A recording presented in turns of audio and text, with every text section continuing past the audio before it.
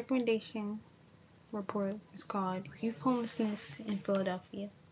So, my central claim is that if guys can effectively reduce homelessness, the city can expand on youth housing programs and also support mental health services and issues like so that people can have CBT, which is cognitive behavioral therapy, and also they can explore family-based interventions on all grounds.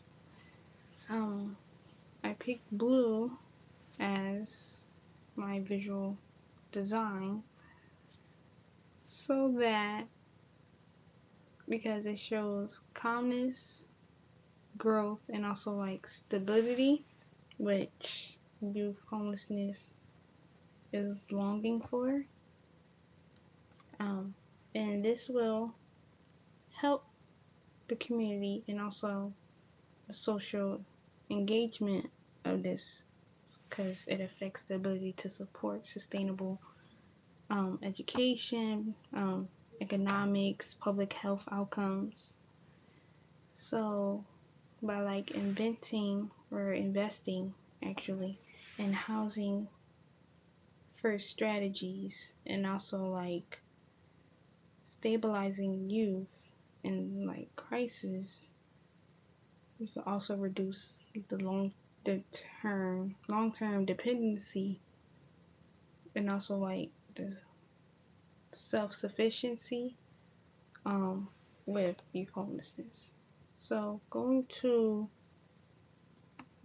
what needs to be said is basically like the background and problems, and which starting with like how basically with the point in time counts, so PITs, there are basically being conducted every single January, and they're unlikely underestimated, which means that there's really not a strong base hold number that can help tell of how many people are actually homeless. The next one is the mistreatment among different diversities and demographic groups, especially the African American families, but majority families with children. And basically families with children, they have a higher portion in the homeless communities, especially the help of emergency shelters.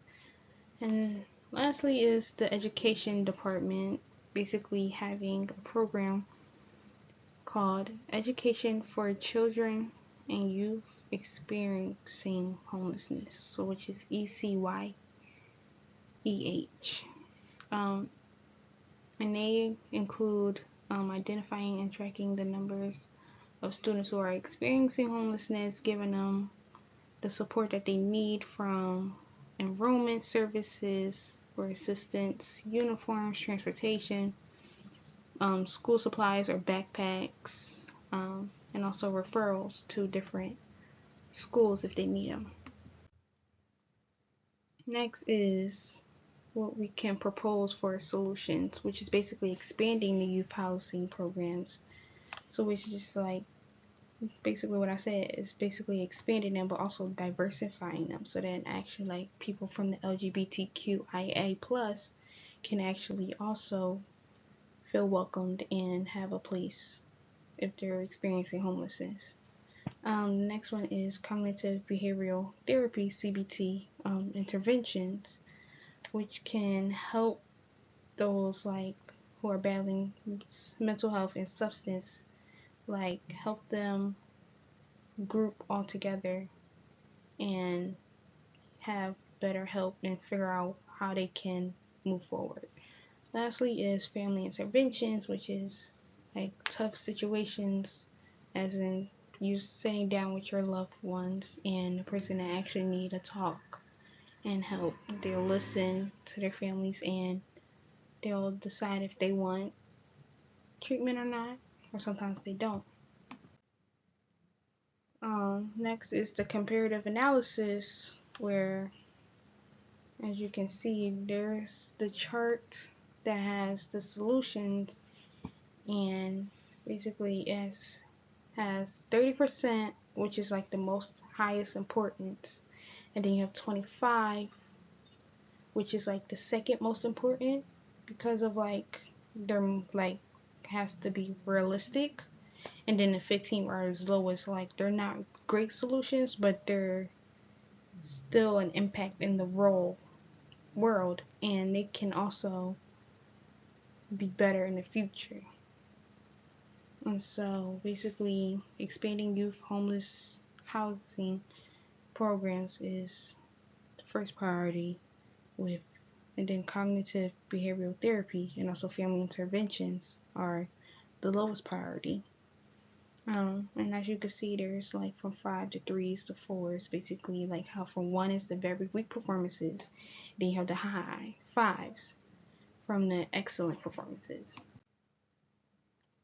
Here are some recommendations that can be helpful, which is basically trying to prioritize the expansion of youth homelessness, basically like opening up the funding to transitional housing and emergency shelters for like stability, and also like bringing in more supportive services like GED programs, life skills, and also apprenticeship job training.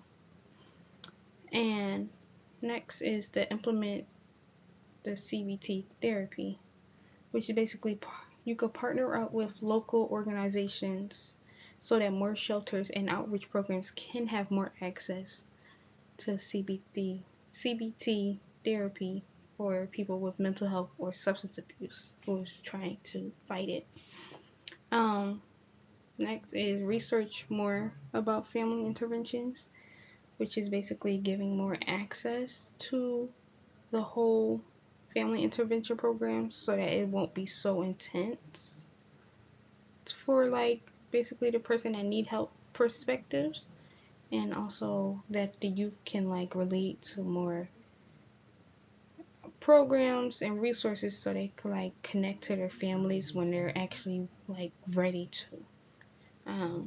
Lastly is like sustaining long-term solutions, which is basically trying to secure a government funding, especially for mental health and like housing programs, where you can walk the streets, get to know like firsthand of how the homeless people are like living and like what can be fixed in their perspectives, not just like, oh, what you think. And also you collaborate with nonprofit and community leaders to like secure long-term solutions.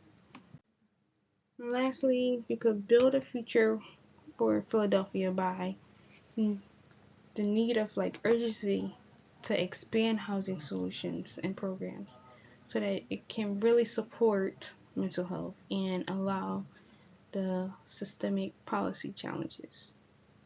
And it also did explore like the chart that I went over in the comparative analysis, and like how there are some highest priorities and there's also lowest priorities, which can be one by one like over time.